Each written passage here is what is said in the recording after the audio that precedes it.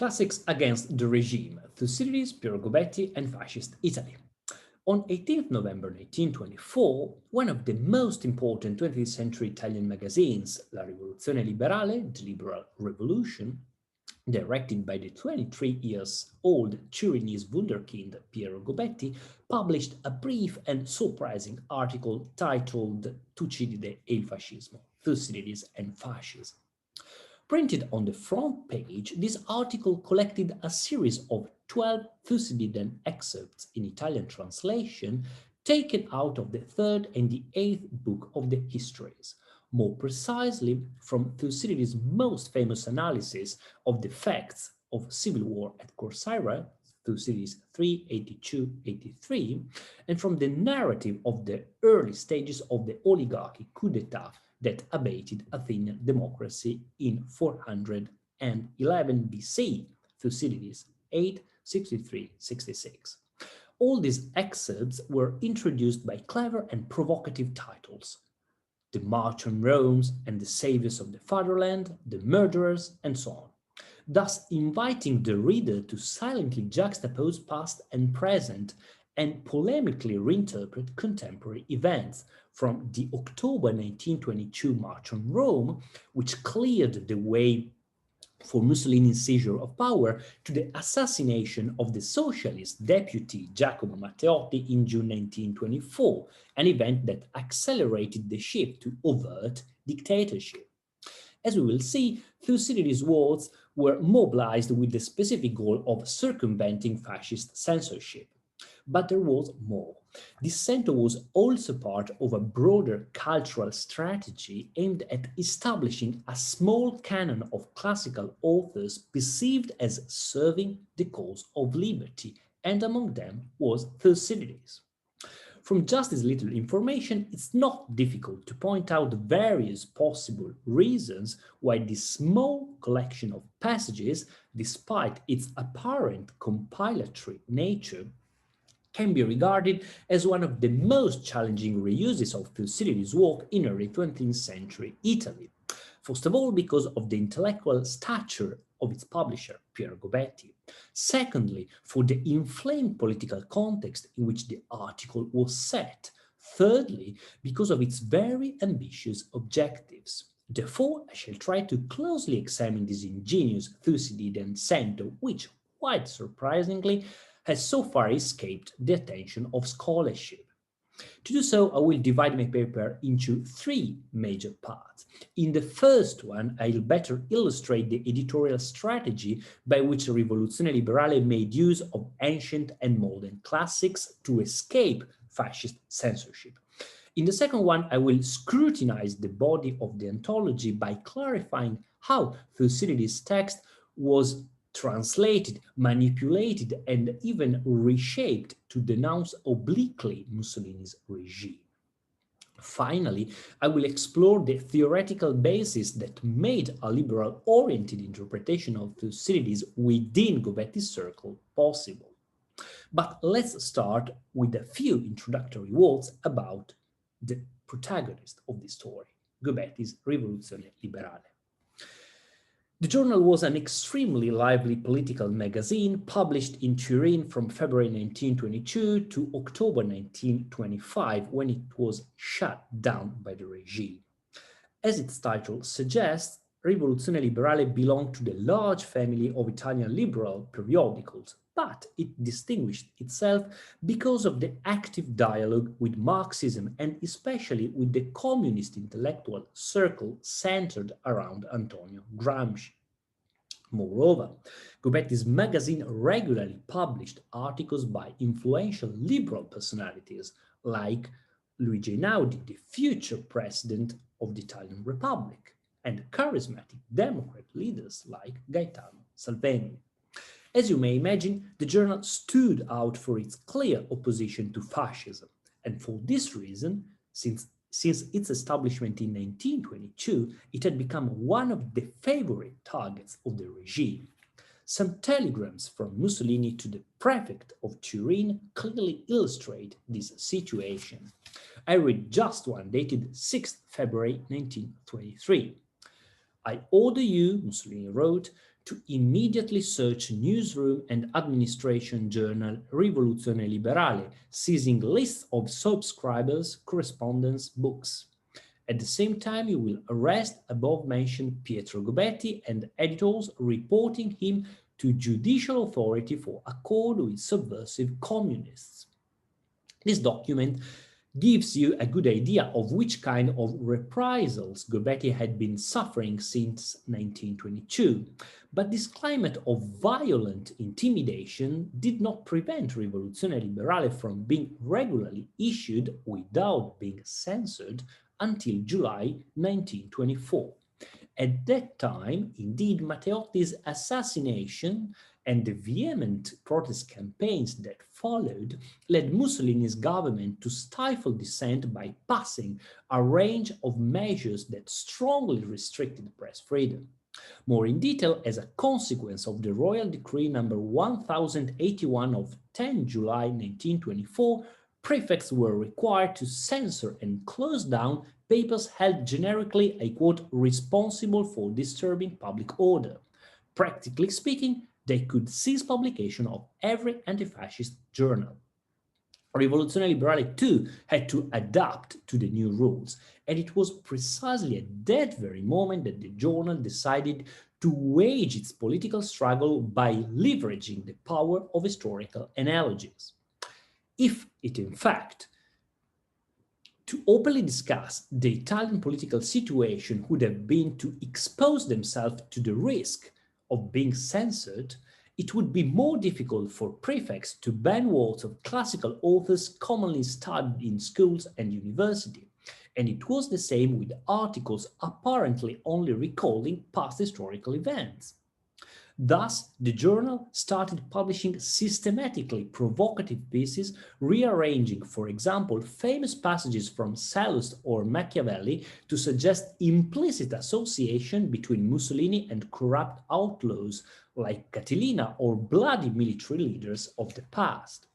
As you can see, we are faced with a fine use of the so-called Aesopian language, that special system of allegorical communication widely used by 19th and 20th centuries writers and journalists, conveying political criticism through hidden meanings. As extensively explained by the Russian critic Lev Losev, Aesopian texts like Aesop's fables conceal their true polemic targets beyond the screen of fairy tale elements or remote historical settings in order to bypass censorship strictures. And so did Rivoluzione Liberale. Anyway, to avoid misunderstandings, the journal made its readers aware of this sort of camouflage strategy by publishing the following notice in bold print on the masthead. I read it in English translation. In a gag-pressed regime, the reader is the true columnist. He has to read between the lines. Well, if that's the context in which Thucydides and fascism was set, which passages of Thucydides' histories were mobilized against the regime? And how were they adapted or altered to arouse opposition against the nascent dictatorship? Trying to answer these questions brings us to the second part of our speech. As mentioned above, Thucydides and Fascism collects 12 excerpts taken from two different sections of the histories. The first one deals with the most cruel phase of the stasis of Corcyra in 427 BC. The other ones provide a detailed account of the first stages of the Athenian oligarchical putsch of 411 BC. Each excerpt was probably translated into Italian by Augusto Monti, the reference point for Gobetti's group in the field of classical studies, and as already said, each passage was also preceded by a provocative title suggesting inflammatory comparisons between the facts of the Peloponnesian War and some dramatic events occurred in the first years of Mussolini's regime.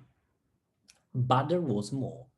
These 12 excerpts were not arranged in the order in which they appear in Thucydides' work, but in a new, unprecedented sequence, building up a specific line of reasoning. Let's take a closer look at it. The first excerpt, titled The March on Rome and the Saviors of the Fatherland, fuses together three passages taken from Thucydides 8:63-66, silently associating the oligarchic putsch that abated Athenian democracy with the coup that installed Mussolini's first government, the March on Rome, 28-29 October 1922. The second excerpt, The Murderers, taken from Thucydides 865, alluded to 1924 Matteotti's assassination, with the socialist leader hidden behind the mask of the Democrat Androcles, killed in cold blood by the oligarchy conspirators. The following four passages, the fear, the impunity of murderers, the silence, the traitors, were all derived from Thucydides 866 and recorded immediate reaction to Matteotti's murder, the insolence of the oligarchic fascist faction, the disinterest of the institutions, people's fear, the helplessness of the Democrats.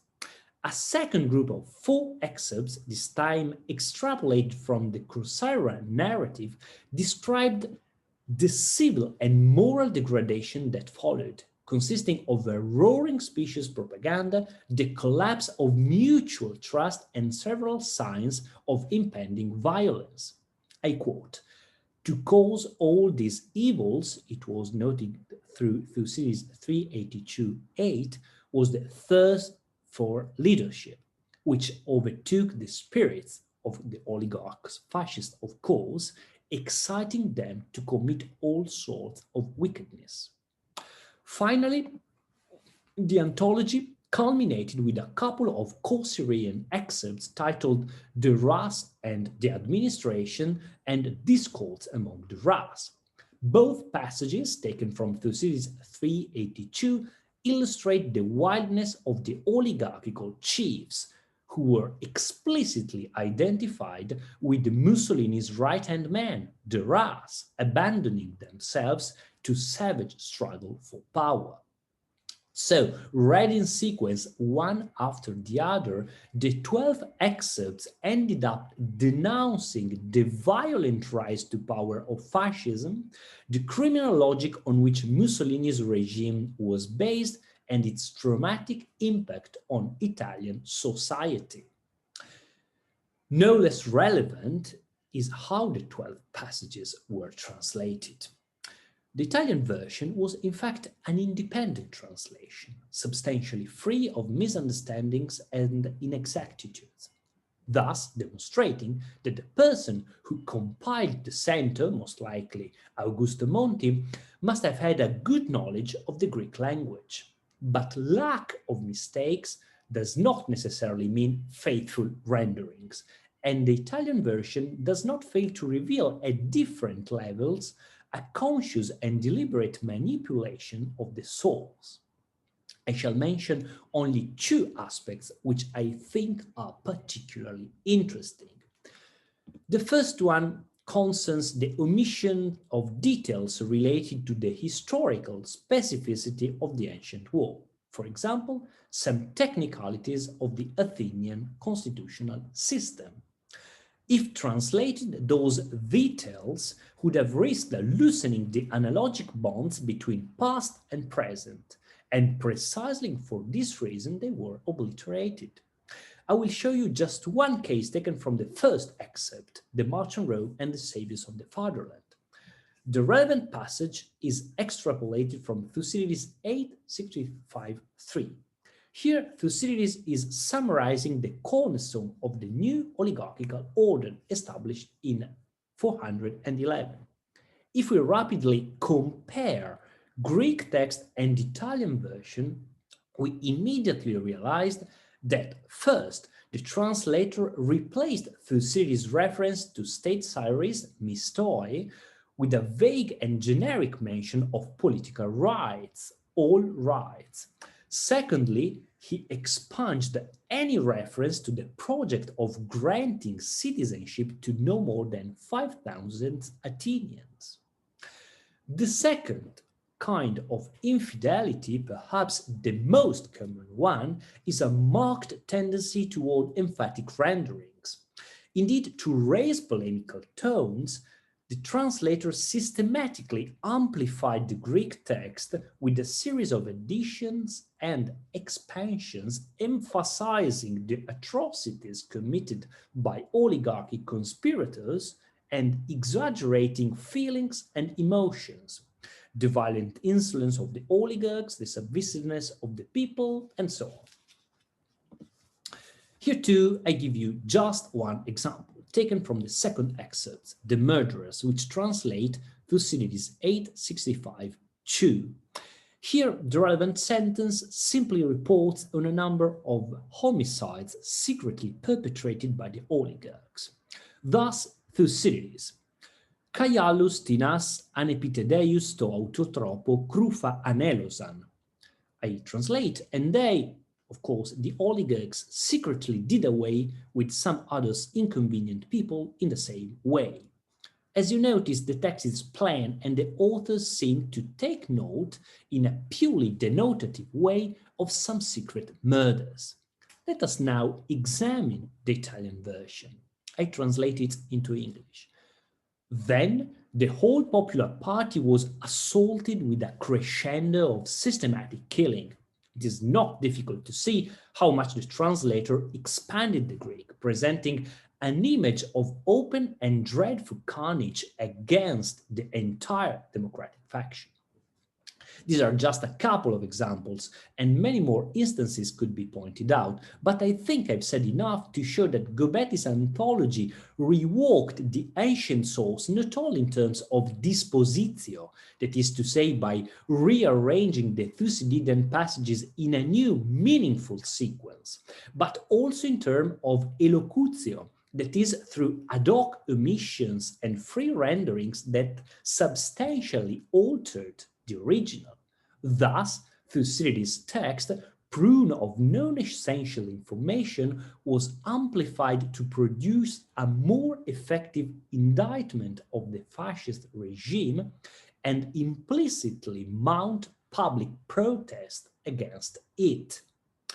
A mobilization which was invoked again by Gobetti just 3 weeks later, on 10th December 1924, when he published a new editorial titled The Succession. Here, he called again for the overthrow of the oligarchy that controls the government, thus echoing tones and motives that characterized Thucydides and fascism. Now, coming briefly to the last part of my speech, it is precisely this close relationship between the reuse of the ancient source and Gobetti's political agenda that raises the question of whether a deeper dialogue between Thucydides and Gobetti's liberalism might exist. More precisely, if the decision of reusing Thucydides depended merely on Gobetti's pressing need to circumvent fascist censorship, or it also lie on a specific ideological affinity that led the Gobettian circle to consider Thucydides as an author sympathetic to their liberal views. Precisely this latter hypothesis is strongly supported by the fact that, as I have tried to demonstrate elsewhere, the anthologies published by Rivoluzione Liberale in 1924-5 also aimed at proposing a sort of ideal library, a collection, if not a true canon, of liberty classics, promoting key values of Gobetti's political project: free thinking, democratic individualism, anti-despotism, confidence in popular forces, and so on. Thus, browsing through 1924-5 Santos, no wonder we encounter the names of some champions of 19th century liberalism: John Stuart Mill, Adam Smith, Alexis de Tocqueville, or some radical anti-fascists like the economist and former Italian Prime Minister Francesco Saverio Nitti or the sociologist Guglielmo Ferrero. The incorporation of Machiavelli and Sallust into this field may actually be more problematic, but some well-known Gobettian interpretation of their works confirm that Gobetti and his collaborators ascribe liberal leanings belief to these authors too. Now, if that's true, how can we explain Thucydides' enlistment into these liberty classics? I reserve the right to illustrate this point more extensively in my contribution for the collected volume, but here it is worth mentioning at least two reasons for this choice. The first one lies within the texts themselves. I do think, in fact, that the severe tone in which Thucydides presented the oligarchical violence during the Athenian coup and the horrors of the civil war in Corcyra most likely led Gobetti's group to recognize within Thucydides' pages a clear statement against an illiberal conception of political strife based upon the systematic use of violence, precisely the same conception that had characterized Mussolini's seizure of power, at least since the March on Rome, an event significantly defined by Gobetti himself as early as 1922 as, I quote, a coup d'etat made by an oligarchic faction through humiliation of seriousness and political consciousness. The second aspect to which I would draw your attention to is a series of judgments about Thucydides formulated by Gaetano De Sanctis in some of his lectures and publications. De Sanctis was professor of ancient history at Turin University from 1899 to 1929 and stood out as being one of Italy's most renowned historians at that time. According to Gobetti, he was endowed, I quote, with a special intonation which marks true teachers, and he also represented an intellectual reference for Gobetti's whole circle. Among his pupils were some of Piero's closest collaborators, and in April 1922, Rivoluzione Liberale published a long article celebrating De Sanctis' historical works. Regarding De Sanctis' interpretation of Thucydides, I refer you to Dino Piovan's video in this workshop. Here I will only mention that in some of his works and lectures, De Sanctis repeatedly portrayed Thucydides as an ardent supporter of the Periclean democracy and its universal values, above all, social justice and protection of personal freedom. Some of these texts were widely read and annotated by Gobetti. Here you can see, for example, Gobetti's personal copy of De Sanctis Attis, both on 28 April 1920. Moreover, between 1921 and 1923, several members of Gobetti's circle regularly attended De Sanctis Turin lectures on Thucydides. Of course, I cannot go into more details now, but I think that what has been said is sufficient to clarify how much De Sanctis' teachings had been decisive in consolidating, if not in forging, a vision of a liberal Thucydides functional to Gobetti's political project. Well, given all this and drawing now our conclusions, I believe there are many reasons to give Gobetti's anthology a prominent place in the context of Thucydides' reception in fascist Italy. First of all, Thucydides and fascism probably represents the most overt and thought-provoking reuse of the ancient source in the incandescent political atmosphere that accompanied the first years of the fascist regime. Indeed, the Cento is a unique case in which the very words of the Athenian historian, printed on the front page of a magazine of wide circulation, became a direct and highly corrosive tool of political polemics, taking advantage of the creative potential offered by Aesopian communication. But Gobetti's anthology is also relevant because the reuse of Thucydides was framed against a backdrop of a liberally oriented classicism which stood in sharp contrast with fascist classicist revival. As you know, the latter was aimed at celebrating Mussolini's Italy as the direct successor of the Roman Empire, thus legitimizing a model of statehood alternative to liberal democracies. On the contrary, Gobetti's classicism promoted an unconventional variety of liberalism, fostering the democratic development of the Italian society as a whole. Finally, The relationship between Gobetti's Thucydides and the much more complex reading of the Souls by Gaetano de Sanctis connects Thucydides and fascism with the intellectual legacy of one of the major 20th century scholars of ancient history, de Sanctis, of course. All this leads us to reflect once more on the central issue of our workshop, that is the continuous interweaving between academia and politics in 20th century reception of Thucydides. Only through clarifying this many-layered dialectic between political thought and historical philological analysis is it possible to fully grasp the cultural relevance of some significant turning points in the afterlife of Thucydides in the past century, or better, in the Age of Extremes and beyond. Thank you all for your attention.